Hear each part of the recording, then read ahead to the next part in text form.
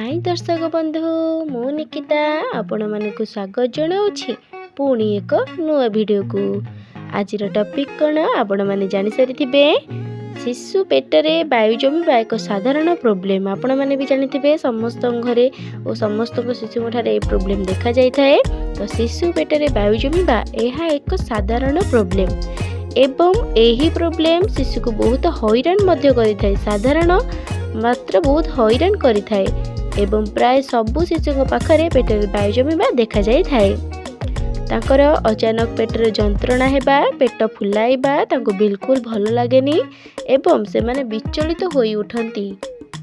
हेले आमे जानि पारंतनी कि शिशुटी एमिति कोन पई हेउछि। तो एमिति सब हेबा पूर्वरु मु आपण मानकु किछि घरोई उपचार कहबी, सेगुडी को मध्य फॉलो करंतु।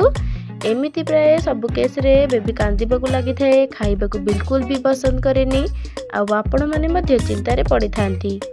मु ए वीडियो रे कहि रखिबी कि शिशु पेटरे वायु केमिति जमी थाए और यार उपशम गुड़िक कौन कौन करेंगे। तो चलतु डेरी न करी वीडियोटी को स्टार्ट करवा। तो शिशु पेटरे वायु जमीबा एक साधारण प्रोब्लेम। शिशुटी को जदि अति शीघ्र क्षीर खुआई दि जाए, खाली बोतल चोषे माने जो खाली बोतल को जदि चोषे, खाइबा पूर्वर जदि कांदे और खाइबा पूर्वर जदि अत्याधिक क्षुधा लगी थाए, तेबे एही समस्त अवस्था रे शिशु पेटरे अत्याधिक परिमाण रे वायु जमी जाए।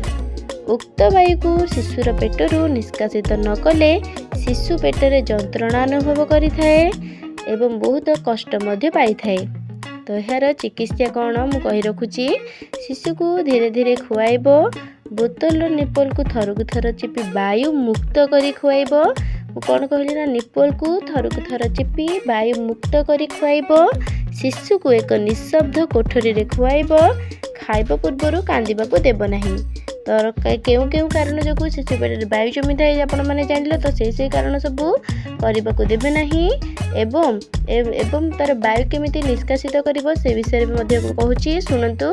फास्ट होची हमर खुआई सारिपा परे कांधरे पकाई तार पिठी को धीरे धीरे चापिले वायु तार पाटी रे ढग आकार रे चली जाए। खुआई सारिबा परे कांधरे पकाई तार पिठी को धीरे धीरे चापिले वायु तार पाटी रे ढग आकार रे चली जाए। एवं सेकेंड रे कौन करिवे ना, शिशु को खुआई सारिबा परे दक्षिण कड़, शिशु को खुआई सारिबा परे दक्षिण कड़ माड़ी शुआई देब। दक्षिण कड़ माड़ी शुआई देब फल रे वायु अंतनली को प्रवेश करि परिबो नाही। शिशु को खुआई सारिबा परे दक्षिण कड़ माड़ी शुआई देब, फल रे वायु अंतनली को जाई पारे नाही। थर्ड रे होची शिशु को खुआई सारिबा परे बसाई तार गोटाए गोड़ आउ गोटाए गोड़ उपरे रखी धीरे धीरे तार मुंड को पेट आड़ को चापिले मध्य वायु बाहरी जाए।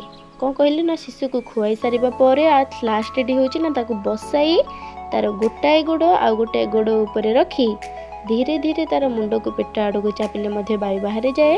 ए सब थिला शिशु पेटर वायु जमिला आपण माने सब कौन कौन करेंगे। तो आपण माने व्यस्त हेबेनी, एगुडी को निश्चय करंतु, एक फॉलो करंतु। शिशु पेटर वायु जमिया भलिया प्रोब्लेम किछि देखा जिवो नाही कि शिशु को जंत्रणा मध्य हेबो नाही। यदि वीडियोटी भल लागिछि तेबे लाइक शेयर एवं सब्सक्राइब करबा को भूलंतु नाही एवं पाखरे थिबा बेल आइकन को दबाई दियंतु।